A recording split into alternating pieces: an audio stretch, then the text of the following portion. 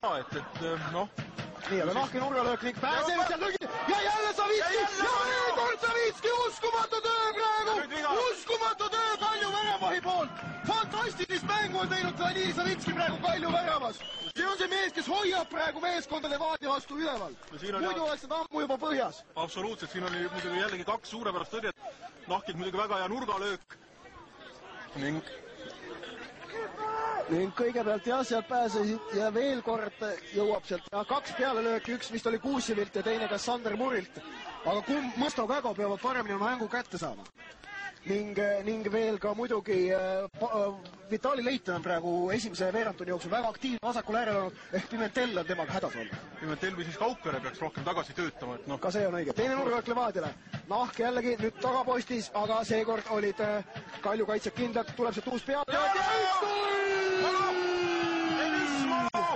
15 minut ja Levadia juhib.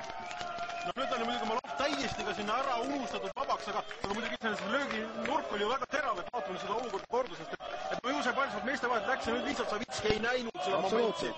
Aga jällegi teine nurgalöök ja nurgalöögist taas said Levadial seal pealelöögile ja tugev terav löök.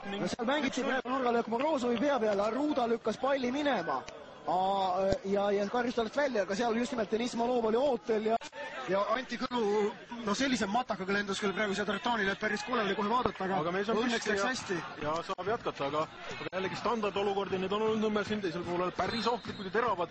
Et nüüd on tõepoolest just nimelt Arruda palli taga, otsib eest Kaukvert, Kauka lükkab palliga edasi, kas Kõlu saab peale lükkab, ei saa.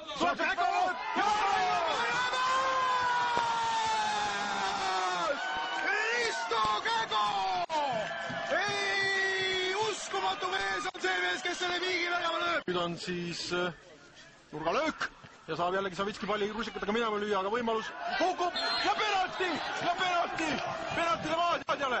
Mullinist ja pea selles olukorras. Palli Mullini vastu ja just nimelt nüüd oli Mullini jaganud otse peale lööma, vaid võttis palli omaks ja tundus, et see, no ütleme nii, et seal viga oli, vaatame, kas oli ka karistusalas sees. Igal juhul ütleme nii, et selle nurgalöögi jääb rusikatega Savitski tõrjus karistusalas minema, siin on nüüd Kali Mullin, pall on karistusalas. Ja viga on karistusalas sees, nii et penalti ning Silver Kõiv oli ka täpselt karistusala joone peal, ehk ta teadis, kust täpselt seda olukorda teab. See on nüüd Konstantin Nahkil 4. kord sellel hooajal penalti lüüa, 2 korda on ta eksinud. 2 korda sisse löönud, vaatame, kuidas täna läheb. 1 korda sisse löönud, 2 korda eksinud. See on nüüd 4. kord. 4. kord, jah. Nii et Konstantin Nahk 86 minuti. Ja see on väga tähtis moment selles mängus. 86 minut Danil Savitski versus Konstantin Nahk.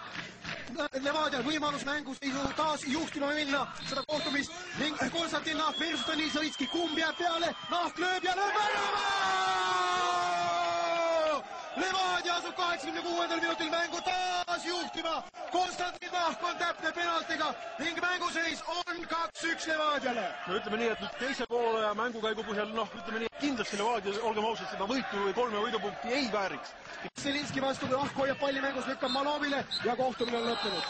Kalju võitles vapralt, aga ei võitnud, Levadia võitis. Jah, Levadia võitis 2-1, tõepoolest näeme ka siin siis tablool 15. minutil või 14. Deniss Malov viis juhtima Levadia 1-0, 71. minutil või 70. Risto Kägolt siis 1-1 ning 86. minutil Konstantin Nahk oli siis see mees, kes kindlalt realiseeris Andrei Kali Mullini teenitud penalti. No väga raskelt Levadiale need 3 punkti tulid, aga nad tulid, mis tähendab seda, et Levadial on nüüd tabelis 18 punkti ehk võitnud sellel hooajal kõik mängud, mida võita saanud meistriliigas on ja väravate vahe siis 27-3, aga täna muidugi kindlasti oli Levadial selle hooaja vaata et raskemaid kohtumisi ja ütleme ausalt, et eriti teise poole mängupildi põhjal kindlasti seda vähemasti viigipunkti oleks Ott Järvela valmis ka intervjuuks ning Nõmme Kalju väravast Danil Savitski peaks seal tema juures valmis olema, nii et minu poolt kõike head. No nii, oleme siin Nõmme Kalju väravahi Danil Savitskiga. Kibe kaotus kindlasti pärast sellist võimast võitlust, aga kahjuks tabelisse ikkagi 0 punkti. No, nii ta paraku on see, kes vähem lööb, see ei saa midagi.